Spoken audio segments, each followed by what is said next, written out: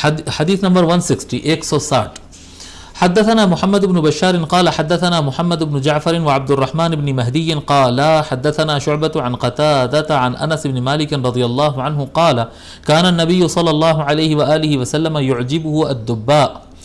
حضرت انس بن مالک رضی اللہ تعالیٰ عنہ روایت فرماتے ہیں کہ رسول اکرم صلی اللہ علیہ وآلہ وسلم کو کدو پسند تھا، کدو کھانا آقا صلی اللہ علیہ وآلہ وسلم کو پسند تھا.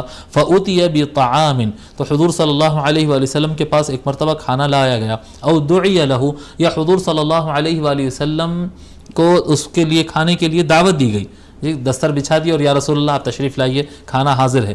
فجعلت اتتبعه فاضعه بین یدی. حضرت انس بن مالک رضی اللہ تعالیٰ یہ حضور کے ساتھ رہنے والے حضور کے خادم ہیں. یہ کہتے ہیں حضرت انس رضی اللہ تعالیٰ کیونکہ حضور کو پسند تھا اس لیے پھر وہ جو کٹورا تھا، جو بھی برتن تھا، اس کے اندر میں کدو کو ڈھونڈتا تھا، ڈھونڈ کے اس کو نکالتا تھا اور حضور صلی اللہ علیہ وآلہ وسلم کے برتن میں ان کے سامنے رکھ دیتا تھا. لما اعلم انہ یحبہ، کیوں کرتا تھا میں ایسا؟ اس لیے کہ میں جانتا تھا کہ حضور صلی اللہ علیہ وسلم کو کدو کھانا پسند ہے، شوربے میں اور اس میں جو ہے سالن کے اندر کدو پسند ہے آقا صلی اللہ علیہ وسلم کو.